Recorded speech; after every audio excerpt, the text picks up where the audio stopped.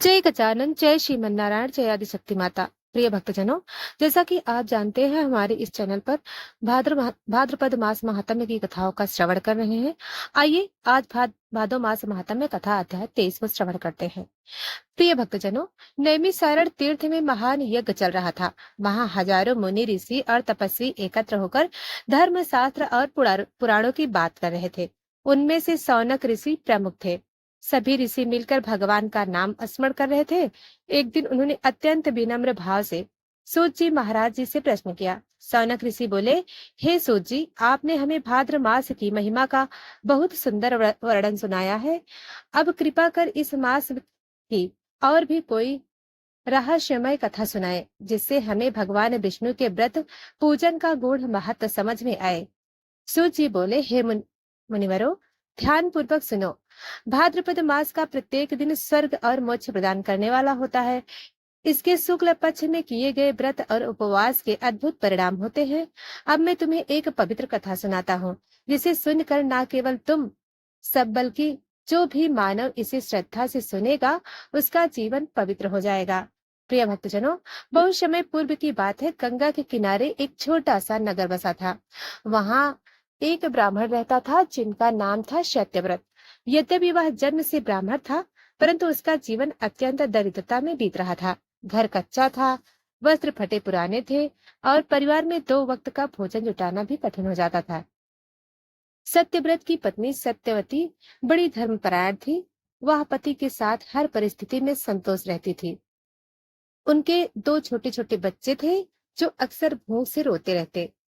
गरीबी इतनी अधिक थी कि पड़ोसी भी दया करते, कभी कभी अन्न दे देते, किंतु फिर भी परिवार का जीवन संघर्ष से बड़ा भरा था।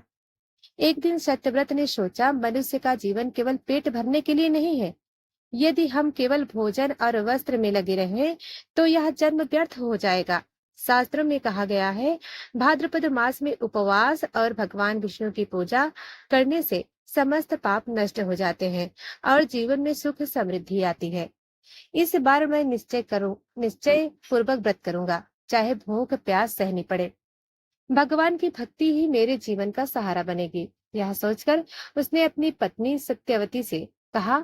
सत्यव्रत बोला, प्रिय, इस बार भाद्रपद मास आया है। मैं इसमें उपवास करूंगा, स्नान करूंगा और भगवान विष्णु का पूजन करूंगा।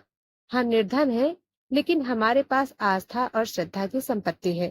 यही हमारी सबसे बड़ी पूंजी है। पत्नी ने उत्तर दिया, स्वामी, मैं भी आपके साथ व्रत करूंगी।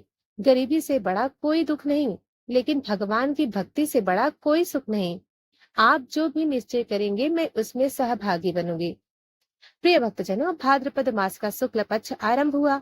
सत्यव्रत ने प्रातः काल उठकर नदी में स्नान किया, शुद्ध वस्त्र धारण किए, संकल्प लिए, मैं इस मास में उपवास करूंगा और भगवान विष्णु की आराधना करूंगा। जो फल मुझे मिले वही मेरे जीवन का धन होगा। प्रिय भक्तजनों, उसने तुलसी दल चढ़ाकर भगवान विष्णु का पूजन किया, घर में घी का दीपक जलाया और पूरे दिन उपवास करके केवल जल ग्रहण किया। दिन भर ओम नमो भगवते वासुदेवाय मंत्र का जाप करता रहा। रात में भजन गाता, कथा सुनाता और ध्यान में लीन हो जाता। धीरे धीरे व्रत के दिन बढ़ते गए, परिवार की भूख बढ़ती गई। कभी कभी बच्चों की आंखों से आंसू देखकर सत्यव्रत का हृदय तो उसे उन्हें समझाती, बेटा धैर्य रखो, भगवान सब देख रहे हैं। यह कठिन समय भी उनकी परीक्षा है, जब वह प्रसन्न होंगे तो हमें सुख देंगे। पत्नी सत्यवती भी बच्चों को ढांढस बांधती, भगवान की कृपा से हम दरिद्र हैं, लेकिन यह भी हो सकता है कि भविष्य में यही दरिद्रता हमें मोक्ष का कारण बना दे, इसलिए हम धैर्य रखें। ऐसे ही पूरे पखवाड़े तक सत्यव्रत ने व्रत किए। उनकी श्रद्धा और आस्था देखकर नगरवासी भी चकित हो गए। कुछ लोग मजाक उड़ाते, अरे पेट भरने को अन्न नहीं, और यह ब्राह्मण व्रत कर रहा है, इससे क्या होगा। किंतु सत्यव्रत हंसकर कहता, व्रत और भक्ति ही मनुष्य का सच्चा सुख देती है। धन तो क्षणिक है, लेकिन भगवान की कृपा शाश्वत है। भाद्रपद मास की पूर्णिमा का दिन आया। सत्यव्रत ने उस दिन भी उपवास रखा, गंगा स्नान किया और भगवान विष्णु का ध्यान करते हुए तुलसी दल चढ़ाया। रात को जब ध्यान मग्न था, तभी उसके सामने अद्भुत प्रकाश प्रकट हुआ। उस प्रकार उस प्रकार से स्वयं भगवान श्री हरि विष्णु प्रकट हुए। वे शंख चक्र गदा पद्म धारण किए हुए थे। उनके चारों ओर अलौकिक तेज था। सत्यव्रत उन्हें देखकर भूमि पर गिर पड़ा और अश्रुपूरित नेत्रों से बोला, हे प्रभु, दरिद्र ब्राह्मण पर आपकी ऐसी कृपा, यह मेरा सौभाग्य है। मैंने तो केवल श्रद्धा से व्रत किया था, लेकिन आप स्वयं पधारे। भगवान विष्णु बोले, हे सत्यव्रत, तुम्हारी भक्ति और निष्ठा देखकर मैं अत्यंत प्रसन्न हुआ। तुमने दरिद्रता के बीच बीच भी हार नहीं मानी, बल्कि धैर्य पूर्वक व्रत किया।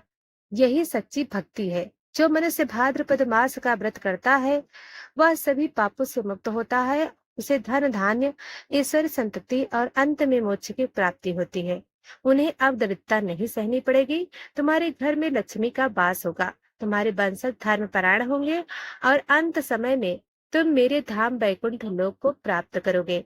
सत्यव्रत हाथ जोड़कर बोला, हे प्रभु, यदि आप प्रसन्न हैं, तो मुझे आप इतना आशीर्वाद दीजिए कि मैं सदैव आपका स्मरण करता रहूं और किसी भी स्थिति में धर्म से विचलित ना हो। भगवान ने कहा, तथास्तु।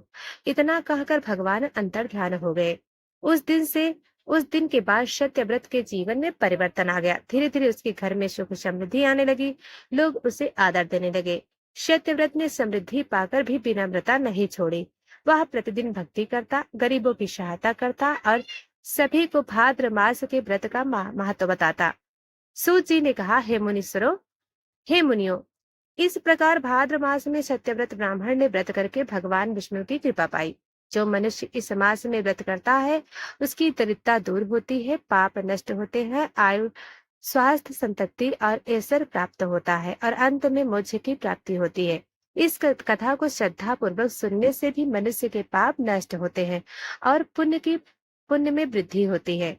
प्रिय भक्तजनों, आज के समय में यह कथा हमें सिखाती है कि कठिन परिस्थितियों में भी हमें भगवान की भक्ति नहीं छोड़नी चाहिए।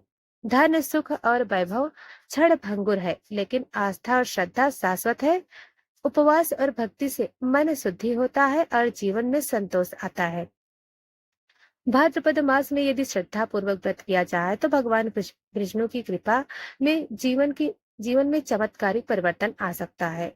तो प्रिय भक्तों, आज का यह अध्याय समाप्त होता है। हम आगे की कथा को कल श्रवण करेंगे। तब तक के लिए जय